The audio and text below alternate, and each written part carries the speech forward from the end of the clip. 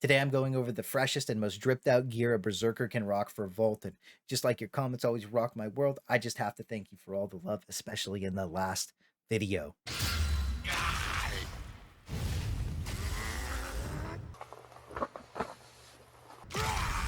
It was an IRL experience that even if you don't care about Destroyer, you'll fall in love with it. So go check it out. It's going to be right there. And after endless hours of testing the new red dust, I had to update all the Mayhem and all the Berserkers Technique guides, which have been in Discord and on Patreon even longer. Thank you guys again. You're all absolute legends. And now that stuff is linked down in the description. So while you're there, drop me a sub. And just remember, my name is Claysthetics, and we're running right into it. And don't forget to like the video. It's the only way YouTube knows I exist. And lighting this off, we obviously have to start with Mayhem.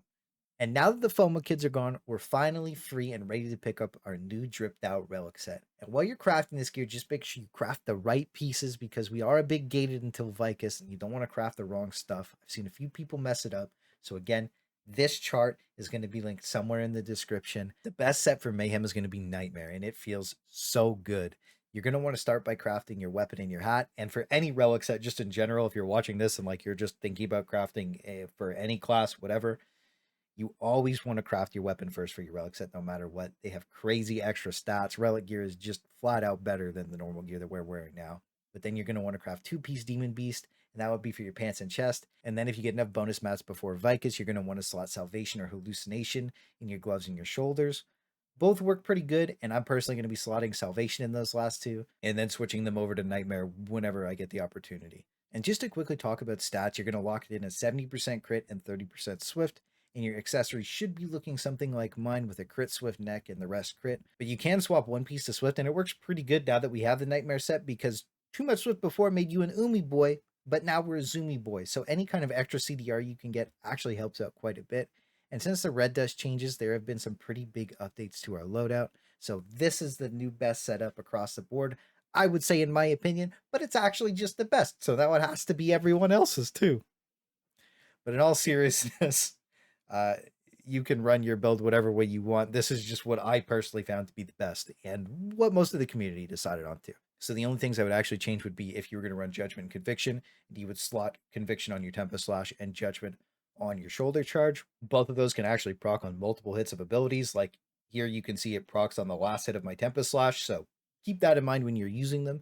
And rotation wise, if you just stick to the old bread and butter, just W key formation where you red dust, sword, storm, tempest, finish strike, and then just chain sword cast your other abilities, you're going to do pretty good DPS. And in most situations on most bosses, this actually is going to work out the best, because they're not going to let you just cast in the ways that you want most of the time. So being able to be flexible actually goes a long way, and keeping your abilities on cooldown most of the time is pretty much one of the best ways to always do pretty good DPS. But if you did want to get a little bit more DPS out of your rotation, you're going to want to desync your cooldowns a little bit, so that way you're always casting your Hellblade, your Strike Wave, and your Dark Rush, which I'm doing in the background right now. You always want to cast those under your red dust buff. That way you're just getting that much more out of them. So usually you end up casting like red dust, Hellblade, Finish Strike, and Sword Storm. And in the next rotation you would cast red dust, Strike Wave, Dark Rush, and then Sword Storm or Finish Strike, whatever's off cooldown, whatever's coming up. And you just want to keep bouncing back and forth like that. And that way your biggest skills always have the biggest damage. And a really easy way to desync your skills right off the start is just to push your red dust, ultimate, and then Hellblade, and then start going into a desynced rotation, flipping back and forth between them. And in my opinion, that's the most DPS you're going to get out of Mayhem. It's actually kind of fun to play like that. But again, under optimal conditions, it does get pretty hard to keep desyncing the abilities back and forth. And when a Zerker brain takes over, the W key formation is the only formation we ever really needed. But now to start going over the rest of the build, my top 3 engravings are Mayhem, Keen Blunt Weapon, and Master's Tenacity. I don't really see a way to run the build without these 3, and if you are, well, it's a good thing you're here. After that, you can pick any combo of Grudge, Raid Captain, and Curse's Doll. They're all pretty close on damage, and Grudge obviously is the biggest damage in this row, but a lot of people don't like running Grudge, and you don't really need it as Mayhem specifically because you're using Master's Tenacity, which is close to it. But if you're a budget gamer like me, then you're going to dip into the bottom row. And after many hours of testing, Adrenaline actually ended up being one of the best engravings flat out. Just because of the extra crit chance, it actually did really, really good. So quick 1-minute bangers between a few of my loadouts and my main loadout. Pretty similar DPS across the board. And after just so many 5-minute interval tests, Adrenaline maxed out would overtake Raid Captain and Cursadol in the best case scenarios and fall massively behind them if you continuously let it fall off. So just keep that in mind if you're trying to run Adrenaline. It does take a little bit more to play with it. And I usually just post about most of the stuff in the Discord and the Theory Crafting channel. So if you want to get in early, that's like the best spot. And we usually discuss and find out what's best. And sometimes we find some good new stuff. And a lot of people were asking about my personal build. I'm having huge success with Mayhem, Keen, Blunt, Masters, Adrenaline, and level 1 Raid Captain. As things get cheaper and as I get more gold because I spend it on so many stupid things, but at least my character screen looks nice.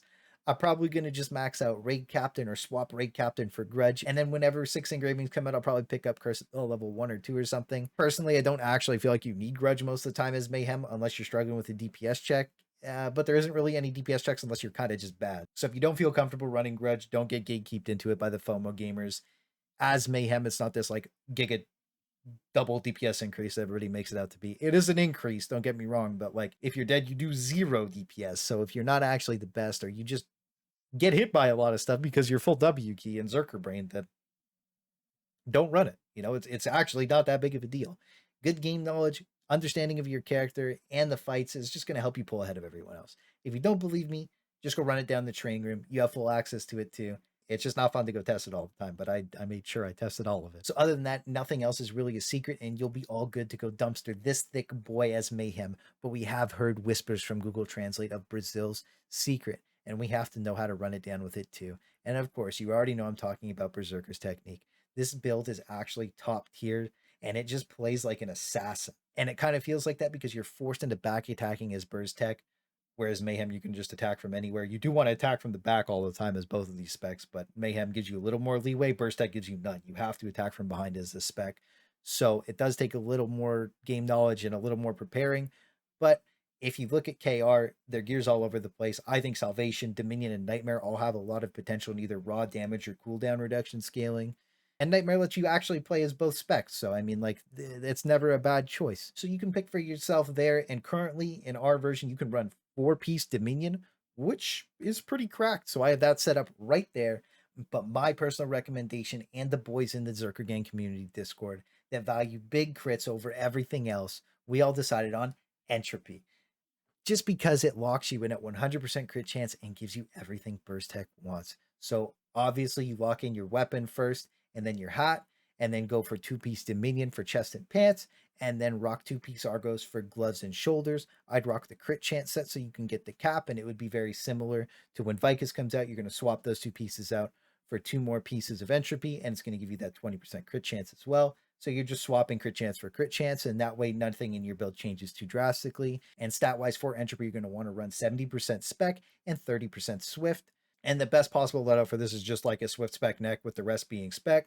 But if you're running the other gear, you do have to make up 20% crit chance, which means that you would rock a crit spec necklace with 1 off piece as swift and then the rest is spec.